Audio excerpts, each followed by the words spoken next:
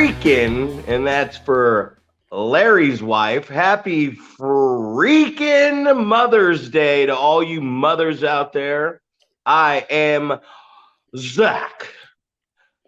Primetime Reeb, your neighborhood friendly coach, trainer, promoter, 43-year-old professional wrestler, and I am joined alongside a man who I know we had to get this done early because it's Mother's Day, Big Paul, and I know with your daughters and your wife today is probably going to be a very big day in the Isadora household.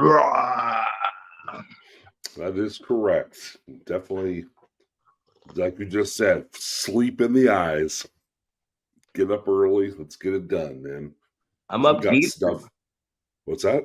I said I'm geetered. I'm up, man. We had a long one yesterday, but I wanted to hit you with the quick surprise, man, because I haven't watched the show. I saw a couple clips online. I know we at NorCal were like, oh my God, yeah, Tim Thatcher is in NXT. Shotzi's been signed. Carl Fredericks has been signed. Jacob Fatu is the United States champion. Well, last night, the one thing I did, I caught a little bit of the start of the match this morning. I lied about that. I watched last night when I got home, I watched Gunther and McAfee, and I watched Cena and Orton, and then so what happened is it was they opened the show with the four-way with McIntyre, Damien, what's Damien? Oh, Priest, McIntyre, Priest, LA Knight, and Jacob Fatu for the United States Championship. And LA Knight comes over by the rail, gets clipped by a clothesline. Solo Sikoa's out there. Who's the man that clotheslined LA Knight? It was Jeff Cobb. And Jeff Cobb hopped the guardrail and he threw LA Knight into that big light up the corner pole twice. And then he even splashed himself into him, had a stare off with Solo and Jacob Fatu. And so he's coming in and it looks like he's going to be what Solo was to Roman. It looks like he's going to be the enforcer and wherever this new bloodline angle is going to go.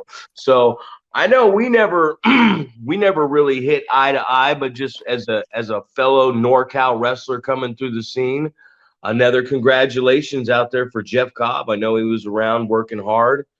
Seen him around the indie scene a lot, talked to him very minimal, but once again, just another NorCal guy popping up into the major scene of the WWE. Your thoughts on what I just said?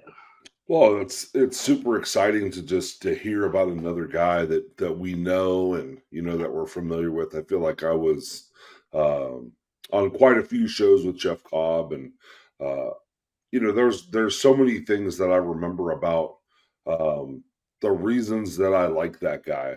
And for me, he was always like super humble and wanting to learn and things like that. And I would constantly joke with Ugly about they were a tag team for a show or two or something like that, and they were talking about, Ugly's gonna mentor this guy, so I always give him shit about that. It's like, oh yeah, you and Cobb tag team partners.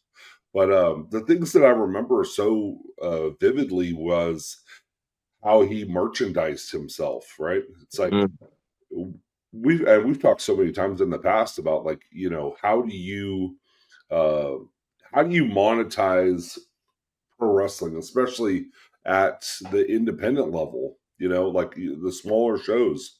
And this guy, man, he would have his t-shirts and all of his merch, man. And I remember him having his little inventory and all this stuff. Every time he sold a shirt, marked it off the list, right? Because he wanted to have everything he needed for fans that came up. He didn't want to have a situation pop up where someone says, hey, do you have that shirt right there in an extra large? And him say, oh, no, sorry, man, I'm out of it. Would you like to take a large or a 2X? Right? That wasn't going to be a situation that he was going to come across. He was going to have everything that he needed. So I remember that pretty vividly. And then I just remember him and Adam having a little series of matches at SPW, Mm-hmm. which I just remember the reality, just how realistic it felt, right? And it was one of them was a knockout angle, right? Typically Polynesians, right, have the the hard head, right? So I think it was a headbutt angle, and Adam got knocked out, right? And very much like at our show a few months back where we had the knockout of Kate Adams, it was one of those things where everything stopped. It was the record scratch, right? Where people were like, "Oh shit, that obviously wasn't supposed to happen," right? Because when Adam fell, it was like that prone position where you see, like, I remember Tank Abbott knocking a big dude out in UFC, and the guy was like all stiff and rigid. So that's how it was, and it just was. It upped the believability, and I don't know. The guy was, wrestled in the for Guam in the Olympics, right? He was there. He was the flag carrier in the Olympics that Carried he the was in, flag. man. Yeah, Carried. so it's just like it's just we talk about amateur wrestlers transitioning into pro wrestling, and sometimes it's super difficult, right? They don't want to be on their back, right? They've learned so much about not wanting to get pinned. So trying to train someone to avoid or to be comfortable on their back is a big deal. So when you see those high level amateur wrestlers, and we talk about Caljack all the time, but you see those guys that they're able to transition, and they have that amateur background where legitimately this dude can pick you up and throw you around. And Jeff Cobb is another one of those guys, man, just incredibly strong. He doesn't look like like a powerhouse for any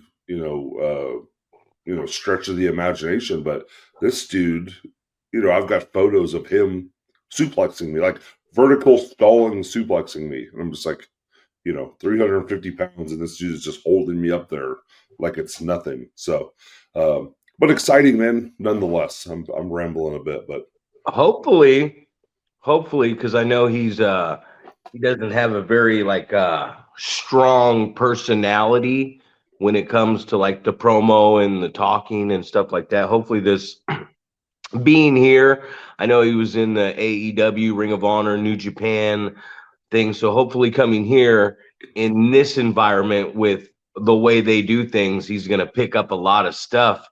And that's one of the things I want to talk about. But real quickly, I wanted to talk about, like you talked about, the amateur transitioning over to the pro. And I came up with a couple guys that, my God, were they so good at the transition of it. And it was Rick Luxury and Scotty Aboot. And those two guys, man, like you couldn't beat those two guys. I think they got it because we used to shoot for real. And I think Scotty actually beat Rick, and he beat him with a shoot German suplex. Like before Rick knew what was happening, he had gone behind the waist and he was already bridging. It was the only time in my entire life I've seen Rick Luxury manhandled and thrown. And we were younger, and he just knocked Rick right on his head. And Rick was, and I would watch later in Chico at a party, Scotty Aboot, because he was from out in Southern. This guy knocked out one of Scotty's friends and was standing there drunk in Chico at a frat party and said, "Who's next?" And Scotty just came out and said, "Me," and ended up doing the same thing, just underneath the punch, grabbed the and was already bridging on the cement. Like he had already bridged, and his stomach was already Germanying the guy before he even locked his hands. And he dumped the guy right on his neck on the cement, and they had to get the ambulance out there. And it was a pretty scary situation. So the Jeff Cobbs, the Kurt Angles, the Rick Luxuries, the Scotty Aboots, these guys are dangerous. Like not just in the ring if they want to be. And we talked about it last podcast where I was talking about Benoit and Angle, and I said, if you only go 50% with me, man, I can go with you. anything above that 51% and up, these guys are beating the shit out of me all over that ring.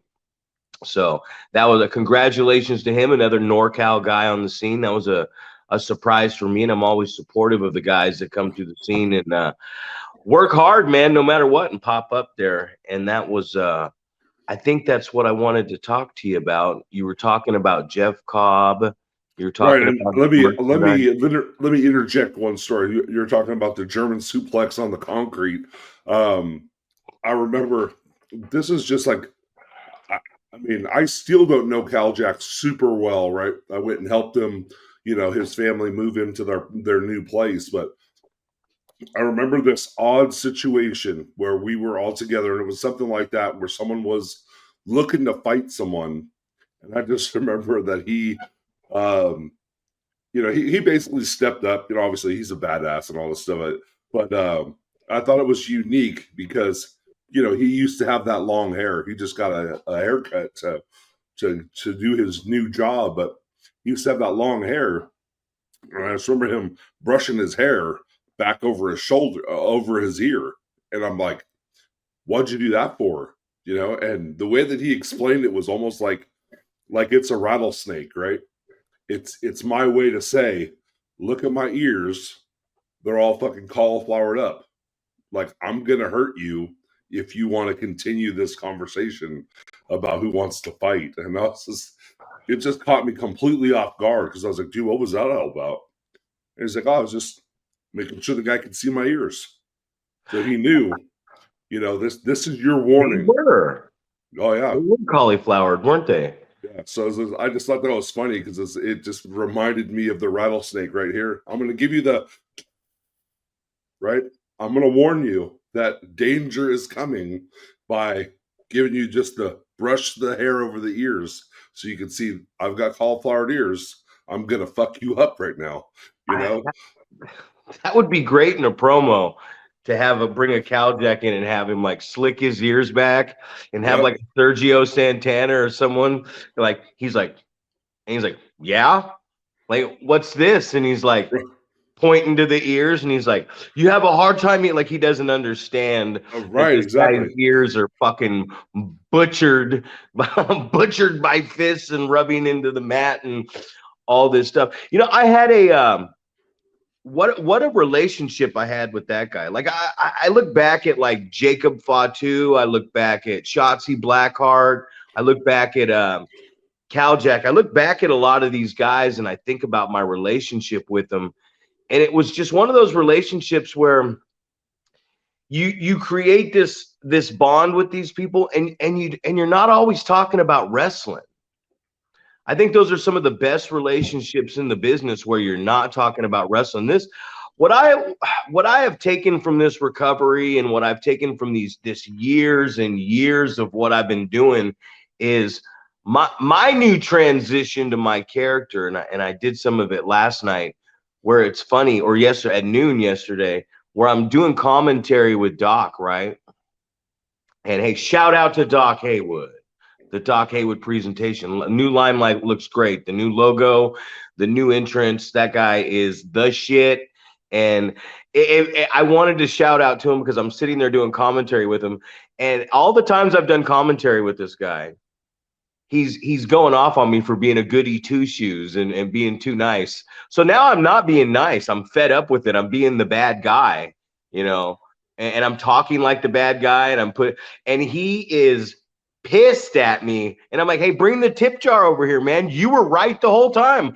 I'll fill that thing up with cash right now. And he's complaining at me because I'm agreeing with him now because I've said everything that you were right. I even told him last night. It was one of the greatest, for me, the funnest times I had because I'm like, no, you were right, Doc. 100%. I'm on, and then he's like, oh, now you blah, blah, blah. I can't believe you, hypocrite. And I'm like, what does it take to make you happy?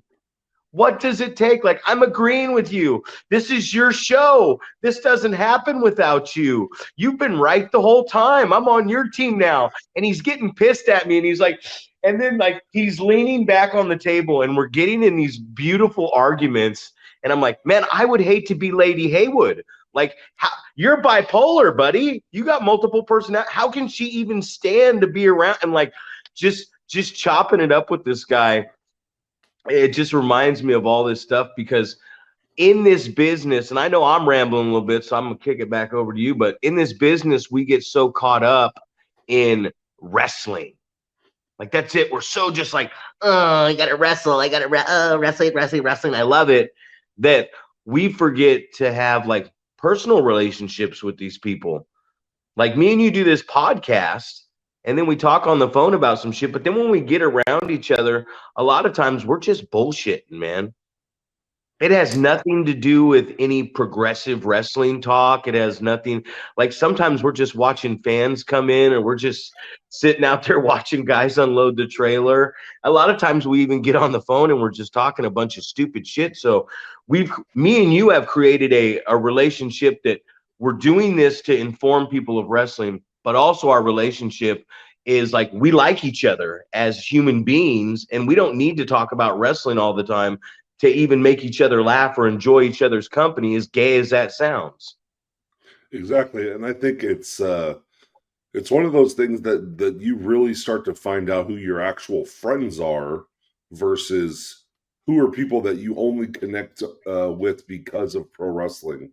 And I think it was it's been years, but it's like I just remember that having that aha moment with Adam and realizing, we're just bullshitting about, like, when he started his family, I think is what it was. It was, I was at his wedding, gave a speech at his wedding, and then, him and his wife started having kids. So it was like, we just started connecting on a whole different level. Like, it was like, we're not wrestling buddies anymore. We're just friends, right? We're friends. It has nothing to do with pro wrestling. It's, talking about family. It's talking about, his motorcycles and things like that, and work, and just, all the regular everyday stuff that they're just friends talk about, and I think it was that great realization. It's like, we don't need pro wrestling to be friends. And a lot of times you have that with certain people. All you do is talk about wrestling. If you didn't have the connection of wrestling, you wouldn't be friends with these people. So Not at all. So that's definitely something that I appreciate a lot about the pro wrestling business, about being able to connect with people. That's the connection point, right? Hey, we both like pro wrestling, or we're both in pro wrestling. But when you get to that, the realness of those relationships, where you go, this isn't just my wrestling friend right here. This is my friend. So I always like those things, and I think I know I've heard Big Ugly talk about me in that that light as well, right? We get to wrestling shows, and just like you said, you start looking at shit, you start watching people, you're just bullshitting about sports and whatever. So I don't know, man. That's something that I really appreciate about you think about 20 plus years in the pro wrestling business, and the relationships that you've built based off of this hobby, or whatever you want to call it. But the connections you made based off of wrestling that turn into just cool friendships and things like that. So this last show was really cool with me, man, because somewhere along these lines, a guy that I really loved being around and talking to on the phone, we stopped, and there's reasons here and there, but Sparky Ballard, man, he listens to our show. He always calls me on like a Friday or something at work, and he's just like, man, listen to the show. And we just start talking, and next thing you know, we're 2 hours into this, and maybe Rick had called me 2 or 3 times in the process of this, and I finally get off the phone, and Rick's like, hey, why weren't you answering my call? I'm like, I was talking to Spark, and Spark came down, and he rode with me to Red Bluff, and back, and it felt like a 15-minute drive. And then on the way back, and when he came back at Extreme Measures, we took that photo, and it was me, Sparky, Sin, Boyce, and Rick, and it was past Gold Rush heavyweight champions, and it was like, just looking at that photo and talking to Sparky is like, man, like there's so many people that we have this bond with. Like I hadn't seen Adam in so long, and then I started coming down to your shows, and he walked up that, and I just looked over, and I'm just like, oh, you know what I mean? It's almost like seeing an old girl that you had a crush on. And once again, shout out to now. I'm gonna change my mind here, and I'm gonna switch this up here. So I always say Adam Thornstow is my favorite professional wrestler, right? And he is. But damn it, there's this guy right now on our show, and he is cooking on all fucking cylinders. Sorry, Larry's wife, for the F bomb, but he's cooking on all fucking cylinders right now. And it's Sergio Santana. And I saw this guy in there with the MILF Hunter in front of 50 fans, and he made 50 fans in Yuba City go crazy. And then I saw him wrestle as a mask wrestler in Red Bluff, but then he came back to Red Bluff and they had no idea who he was last time and tore the house down and got a luchador over and made them go crazy. I've watched him make people go crazy in Oroville. I've watched him make people go crazy in Reno at your shows. And then last night I saw him wrestle Dickie Dakin. And we actually started the referee angle that I started working on up there with you. And I was thinking in my head, because remember I said I'm going to go up here and I'm going to practice this and I'm going to work out some kinks. Well, I found the perfect guy who's going to work out these kinks that I figured out in the angle I was working on myself. And he's the perfect character for this. So it's one thing I wanted to talk about right now.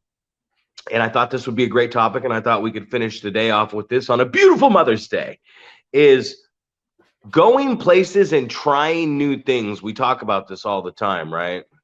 Getting out there, trying new stuff, but trying new stuff and figuring out what works, what doesn't work, bringing it to somewhere else and saying, hey, I enjoy doing this, but I went at this wrong. I think this angle is perfect for this guy. And I learned some stuff. So what I learned was, and it was on the fly, but when I reached the rope, and he pulled me off and I verbally gave up, I was more concerned about I didn't tap. And that's the secondary issue of that story. And I'm glad I worked out the kink, because the kink of that wasn't that I didn't tap or I didn't verbally give up. The story is I touched the fucking rope and the ref didn't break the hold. So now I look at this angle when I was running it with him and I go, it's all about fuck the tapping out, fuck the losing, fuck all that. It's all about I touched a rope or grabbed a rope and you didn't break the hold. That's where the story lied. And I learned that with this story to be able to progress it at your show. So what do you think telling these young guys or guys that have been doing it a while out there listening, what do you think about taking angles and characters and trying them out other places so that they can fit back in your company or fit another character that you're trying to help progress in their career? Oh, it's super important.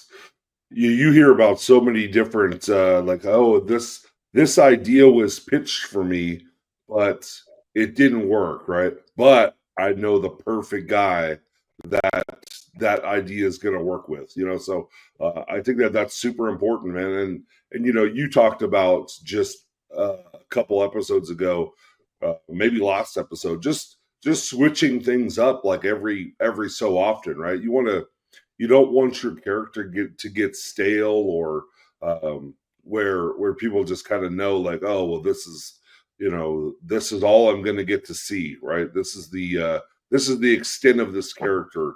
So, you talked about just doing subtle things, changing your gear, changing your haircut, things like that. But man, I think it's so important to switch up like what you're just different ideas about your character in general. So, I feel like as you're talking, I'm thinking like, I started off with a prison jumpsuit. That was my first The Aryan Barbarian, wasn't it? Well, no, then it transitioned to that as well at Brawl, right?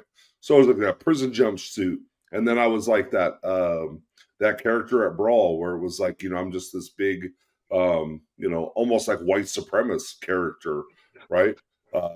And then a spin-off of that was working in Portland with Adam and Dr. Luther, and it was something similar, like it was a Clockwork Orange type gimmick, right?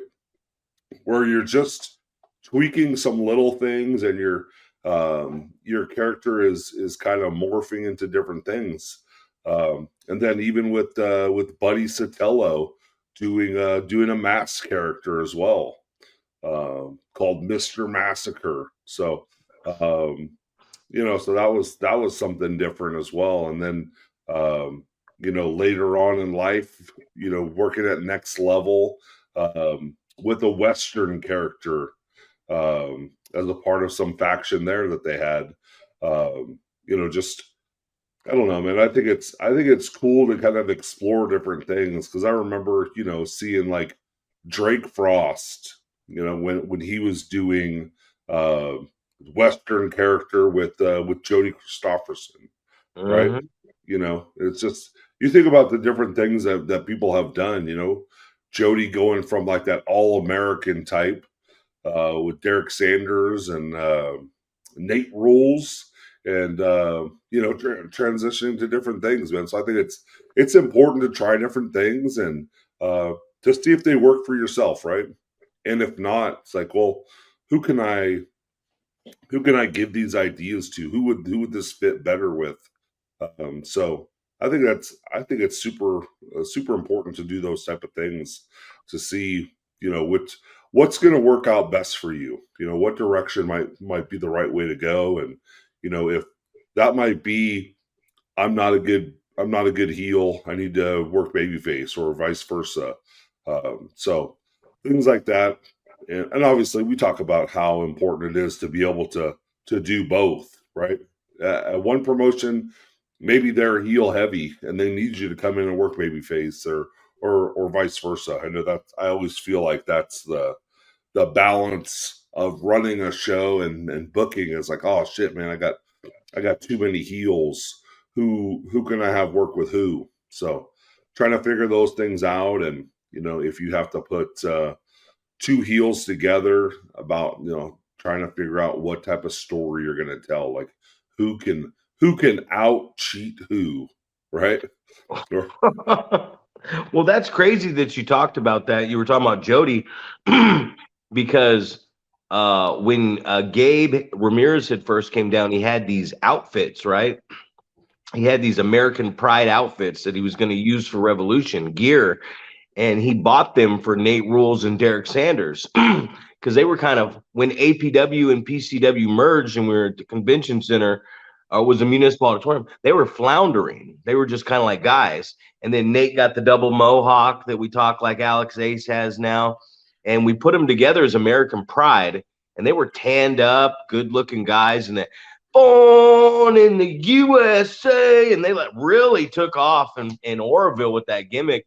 And then when Jody was coming in, Jody, that all-American gimmick became Jody being a part of American Pride in PCW and getting that same gear. And that's how Jody kicked off his, that's what his gimmick was starting out, was as a spinoff, a third wheel crushing the demolition, if you per se, with American Pride. Dave Dutra and Matt Carlos. I started Pink Mink Inc. With Marcus Mack, right? And it was me and Rick Luxury. I was wearing Rick's gear. Mack was coming off doing the interviews at APW. He had a Halliburton briefcase and a mink coat. So we created Pink Mink Inc.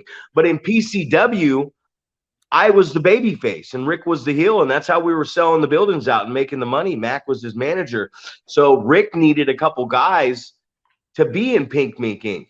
Well, we're with APW, and these two kids are coming up, Dave Dutra and Matt Carlos. So we get Dutra and Carlos some gear, and they become Team Luxury.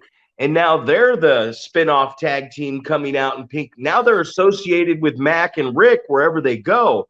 And years later, we did the same thing with Derek Slade and Dominic Teixeira, because Boyce LeGrand was with Lucian Delight. We threw them with them. So many great careers, and especially here in NorCal and around, so many great careers start off as like you become a third wheel to a great tag team, and one guy's getting older and he bounces out, or we need a tag team to go with a Boyce, or a tag team to go with a Rick, or a veteran wrestler, and you get these two guys that are kind of just coming up in the business, and that's where they get their start, and they start to learn from there, man. So just so key in this. What do you think? I know that you became part of the Scum because originally it was Dynasty Doc Atrocity, which I love. Guys, unbelievable talking wise. Adam Luster.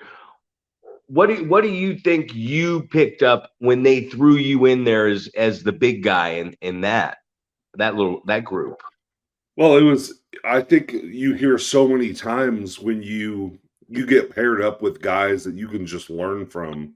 And I think it was so good for my growth and my character to kind of understand, um, just you kind of you think about sitting under the learning tree, right? Listening to Doc talk about um, pro wrestling storylines and trying to make things make sense.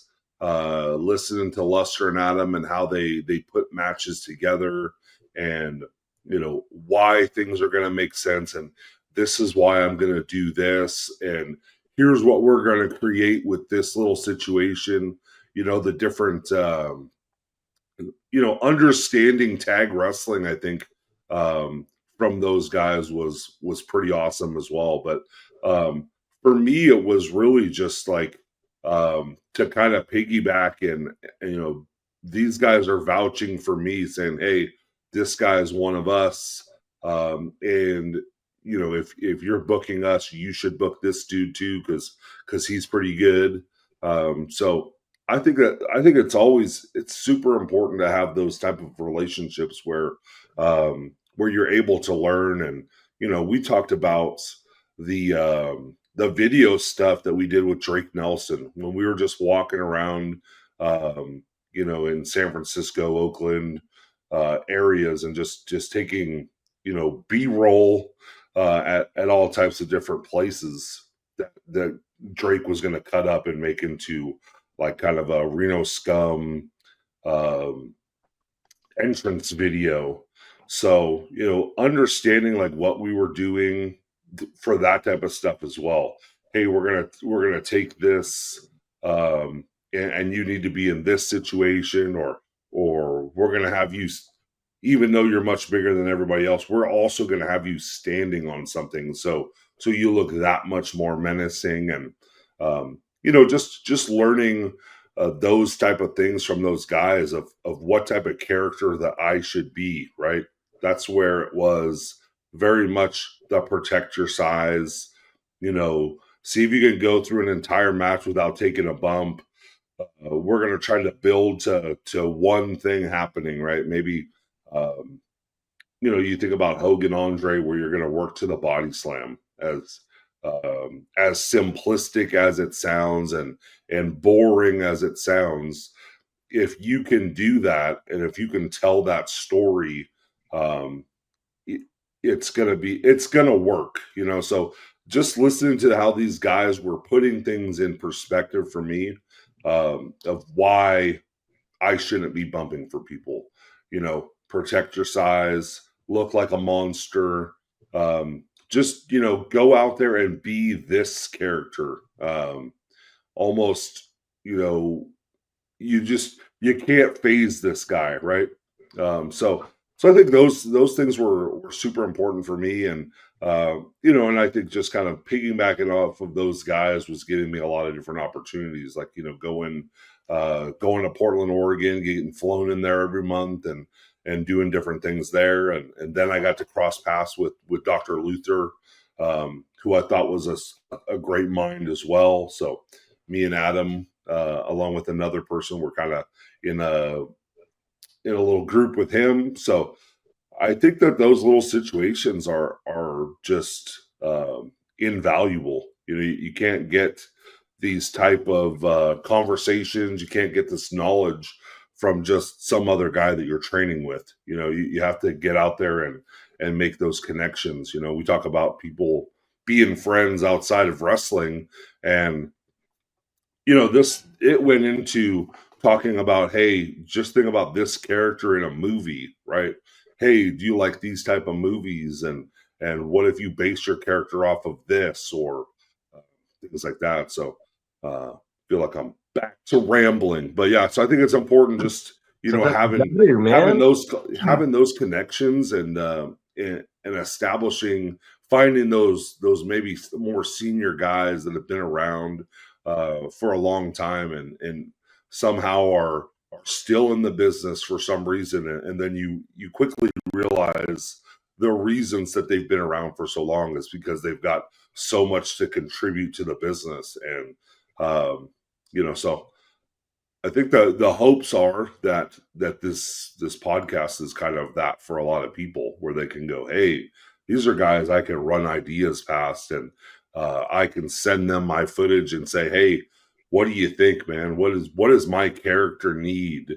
What can I do from right here to really make this something that you'd want to pay to see, right? So, and I don't know, I think that's super important to go. You know, we used to always tell, well, and I've heard you say it on the podcast, take your fucking shirt off and ask me, would you pay to see yourself wrestle, right? For So, sure. right? And if you can't For say sure. that, and change something, right? Get in better shape, get bigger, get, you know, lean out, whatever it is, make some sort of change, and get to the point where you would pay to see yourself wrestle, right? In a totally non-mark way, right? Don't Yep. just say, I'd pay to see myself wrestle because I'm me. What do you bring to the table that someone would pay to see? Well, that's the thing. Like last night. So Manny Roa, this baby face thing is new to him, and I didn't know he had personality. And at that Catholic church where he teaches at, and he's not Manny Roa to them, he's Mr. S. You know what I mean? And when he comes out the curtain, even if whether there's 50 of them or 100 of them, it gives you goosebumps. I watched Sin in the locker room go like this when Manny was about to come out and he walked through the curtain, because it's just so loud. No matter how many people, the kids are so loud and so deafening. And then you get really cool moments like last night. There was a lot of cool moments. And you're wrapped up by 1 o'clock in the afternoon. 4 matches, 1 hour. And it's Manny as this baby face, and then Don Stockton, who hasn't had a singles match yet. He's been in a tag team.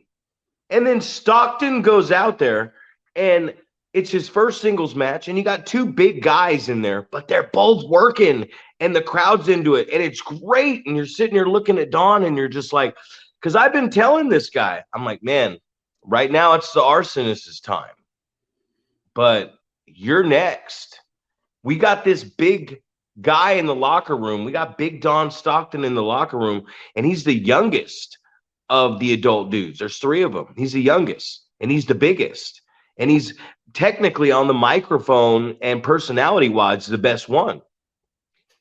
But when you can have someone sitting in your locker room just getting better and better and better and better, coming to training, getting better and better and better, they're champions on a show.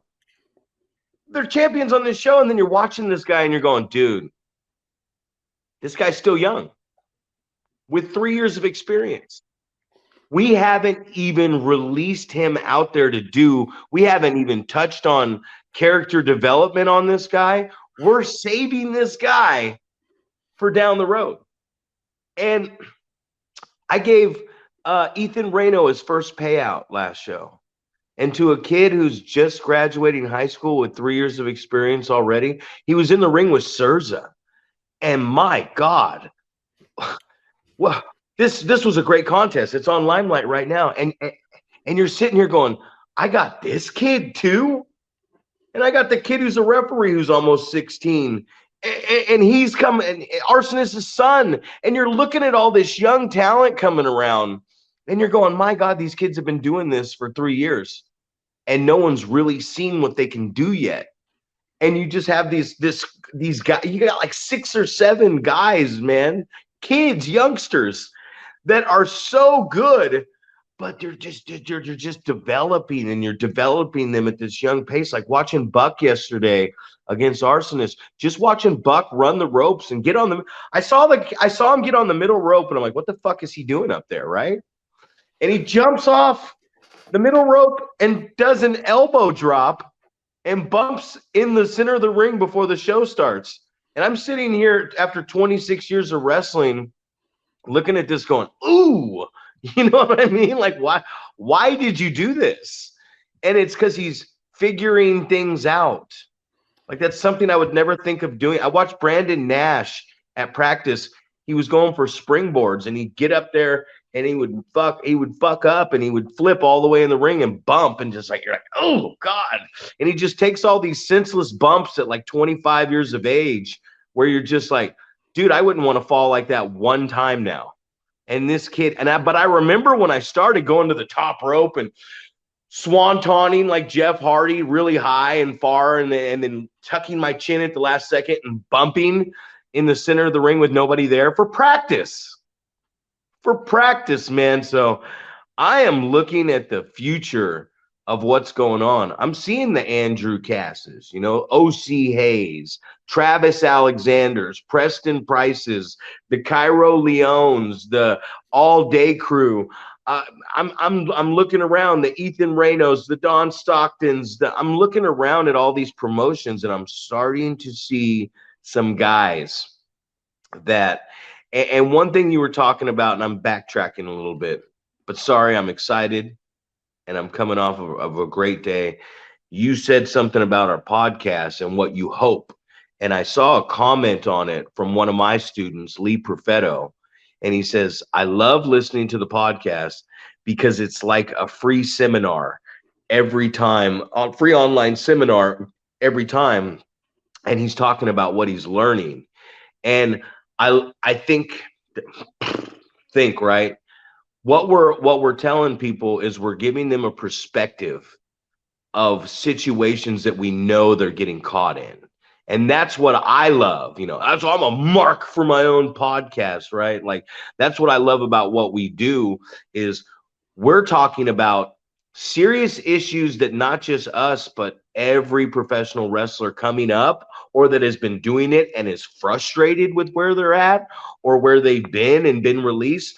We're talking about situations that we know everybody deals with, and we're giving them this beautiful perspective on like, hey, here's Paul's perspective.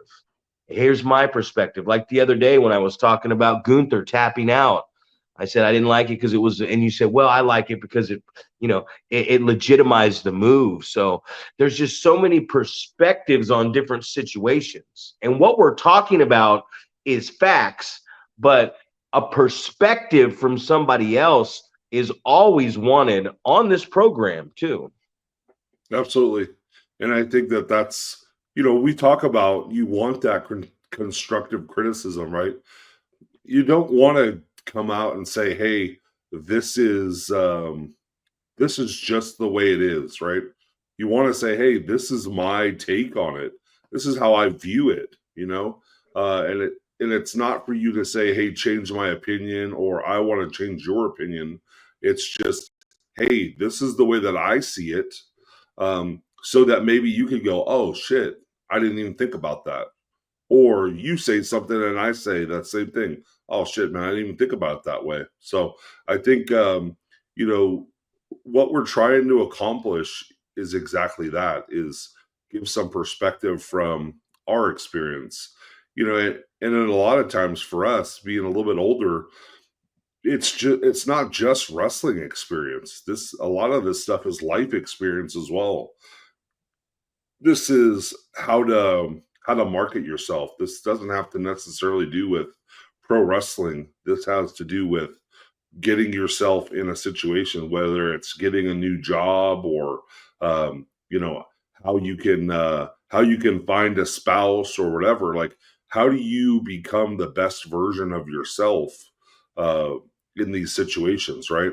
How do you become valuable in situations, right? How can I go into a job and say, hey, you should be paying me more money because I do, X, Y, and Z, right? This is what I bring to the table.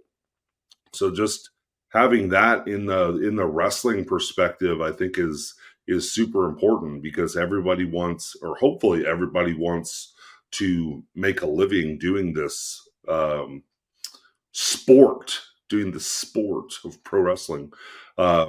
So yeah, man, it's just, I think it's super important about, trying to get something, trying to learn something, whether, us as 20 plus year, quote unquote, veterans Oh, of there's that word.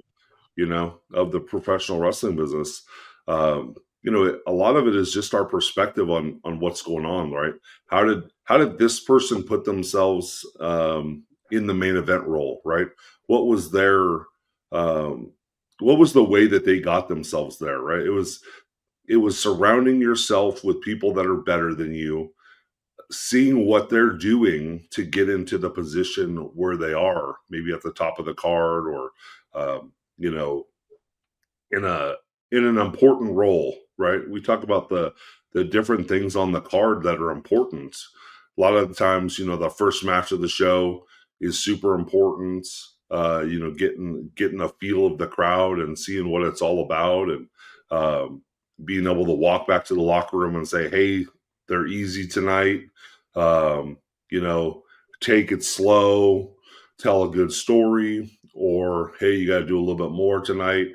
They're not reacting to the easy stuff, the simple stuff, and giving that feedback, or having that match right before intermission that the fans are excited about, and they're buzzing and in a good mood, and wanting to buy merchandise and food and things like that. Like, trying to strategize how you're going to put your card together, people that you want to have on your card, like, what roles do these different people play? Do you have an over the top antagonist who, you talk about Sergio Santana all the time, right? And I think about people that fit in that category being like a JMM, right? He's, I haven't seen him for forever, but I just remember the type of reaction that guy got doing little to nothing, right? Just getting under people's skin and things like that. So you have to have those type of people, and you have to understand how to go about doing that, right? Not everyone can play those type of roles. Some people are going to be, better mat wrestling, amateur wrestling stuff. Some people are going to be a little bit more high, hard hitting. Just trying to understand what these different roles are on shows and things like that. So I definitely think that's an JMM just came back last night. Oh, is that right? Yeah, at East Bay Pro. Good to see him back, man. I've always thought he's had I brought him. He's come here twice now, and I've always thought he's had a great mind. Even when he first started and came from you guys, I brought him in, put him with Donovan Troy. There's a name we haven't heard in a while, and they had a little group in our company. JMM's always had a great mind, and that's the thing that we have to look at here too, is when we are looking at these shows and we are looking at the way we produce this, because basically that's what's being produced, like prospects, just like the Young Lions Cup. Boy, is that a tough one to produce, both of those, because when Ugly talks about it, the Ugly Dojo, he likes to put experienced guys with the new guys. You know what I mean? Which is the way to go. But damn it, when you're talking about a prospects show, 9 matches with 9 inexperienced guys wrestling each other, holy shit, can that become a and I've sat here on this same podcast and said, man, these guys don't listen. I asked them to do this. I didn't get this. They walked around the ring. I showed them. I grabbed them by the hand and escorted them where to stop in front of the camera, where to go for your next, where to go when you get in the ring. They didn't do it. And you're like, well, no, they're not going to do it. And the matches aren't going to be great either, because you have nobody who can lead in that ring with each other. That's what I thought was so interesting about the prospect shows. It's like, what do they call them? Student showcases. but now you're adding videos on the screen, production, a signature video. You're doing promos, photos, stock footage. You're doing all this stuff that these guys don't know nothing about. So the experience, what I mean is like, so you get guys, right? And you've had guys, Shoop and Kimmy were here for a long time, Brandon Humphrey was here for a long time. I just started talking to Marco and Fab again from Money, Power, and Respect. Mitch Valentine. We haven't said that name on this podcast in a while. He's probably going to pop up on the comments down below. Hey, Jesse, we'll see you here pretty soon. But you have these guys that have been on these shows for a long time, and then sometimes it's time to part ways with, whether it's part ways forever or part ways for a little while, and maybe down the road we come back. But it's to open up spaces for new people, because especially when you're running like a small mom and pop independent company, right? When you're running these small pop independent companies, you got new talent coming through. You got new guys that they need to get in here. So when you've had people that have been around for a long time, let's just say you got a guy, he's been here for 2 years, and he's just not picking up what you're throwing down. You know what I mean? He's just not getting the promo. He's not getting what you're trying to tell about the story, the character. He's trying to, it's just not fitting. Well, after a couple years, you got to say, hey, go get out there. Go. I got another person that I want to try out, and I need this space for. And a lot of times guys get mad, or they fuck this place, whatever.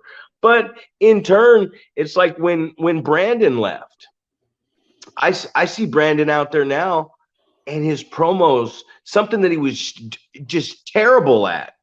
You turn that camera on him, and you have to turn it on 46, 50 times to finally say, fuck it. We're running out of time here. We can't do this anymore. And the guy's got an amazing personality. You can't get him to shut up out, in the real world. You're like, why can't you translate this over? And then now that he's gone, I get to see, and I talked to him on the phone, but I get to see Brandon Humphrey cutting these cool promos where he's sitting there, and he's overlooking a city, or he's sitting in there sipping on wine, and he's doing this stuff. And I'm like, man, this is cool, man, because you're figuring it out. I saw a video the other day. Fuck, he's 40. And Humphrey's out, B-Hump's out there doing fucking lion salts and springing up to the top rope and doing like I used to do when I first started. And I'm like, damn, this is impressive. But, he's picking up in age, and he's still doing that. So he's nipping up. Great athletic stuff.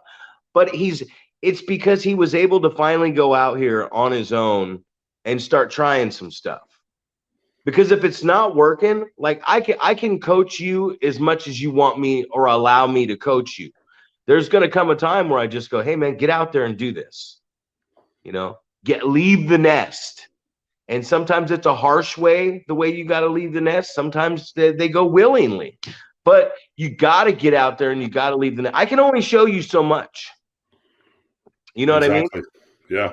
Well, and I think that there's so much knowledge to be gained out there, working with different people. And I think that that's, when you see the same guys working together on so many different shows, it's like, dude, what exactly are you learning from working with the same guy you've been working with, over and over, and now you're just working at, 6 different promotions with the same guy having the same type of matches. It's like, let's flip the script a little bit. Let's get you working with some other guys, right? And I think, you made the analogy about, the dojo shows with Ugly, trying to pair those guys that have more knowledge with the guys that have less knowledge.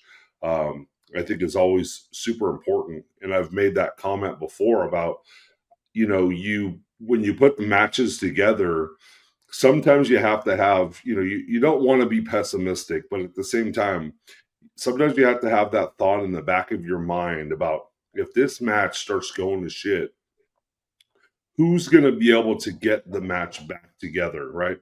I always think about it when I'm watching tag wrestling, and you start seeing things go off the rails a little bit, and you go, okay, well, who's going to grab this and put it back together?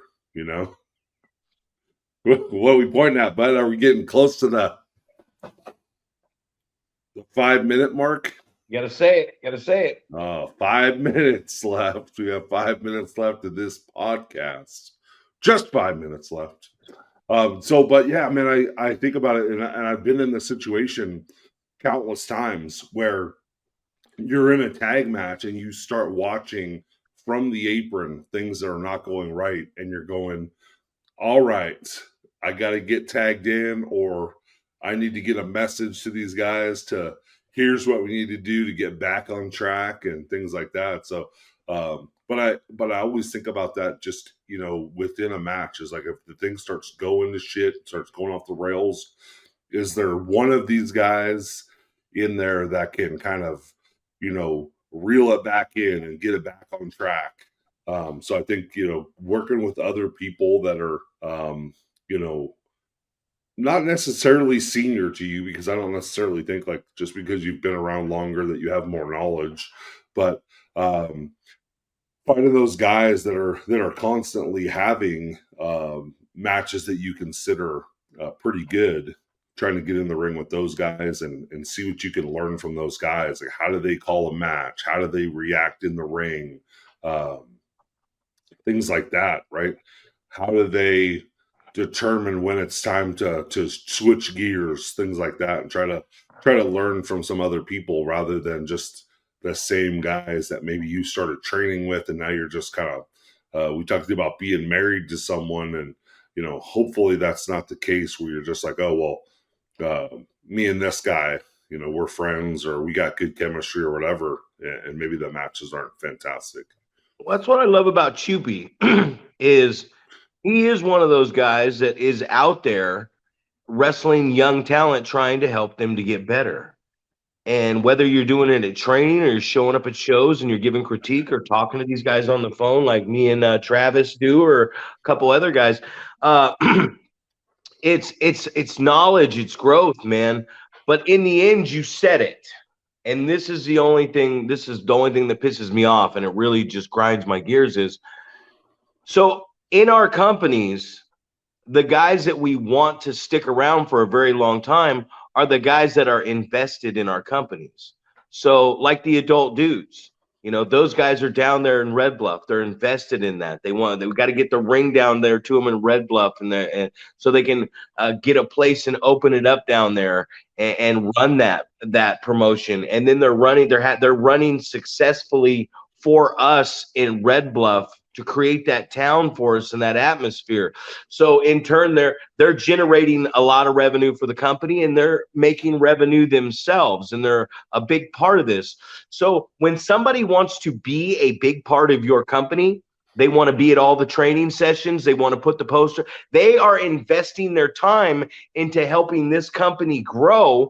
That is somebody that you're like, okay, you are part of this company, and you got to be around for a while. Everybody else that's just here, they're an independent contractor, whether they're your friend or not, that's coming in to work for you. So if they're not bringing any fans or any money or anything to the table, you can't just continue to book this person and put them on your show. If they're a cancer in the locker room, if they're a problem, whatever it is, hey, it's not working here. Maybe it's going to work somewhere else. If you think you're the top babyface draw and you're not the top babyface draw, well, then go fucking somewhere else and be the top babyface draw and prove me wrong. Because I don't care if I'm right or you're wrong. At the end of the day, you said it. Everybody's got to want to make a living in the business. Not everybody's going to make a living at the RWF or at PCW or at Next Level or Supreme Pro Wrestling. A couple people might if it gets big enough. So get out there and go find what works for you. We'll show you what you need. Get the fuck out there. Get the shit done. About 30 seconds left, Paul. Happy fucking Mother's Day. What do you got for us to close us out? Oh man, just as you're talking, and I'm thinking about different situations of, people, wanting to make money, or not understanding that that pro wrestling is about making money, that this is indeed a pro wrestling business, and we're trying to be profitable. You know, you don't want to be coming out of pocket, you know, using your job to feed this. But for you and for me, man, we are going over. Find your grind, go have some bangers.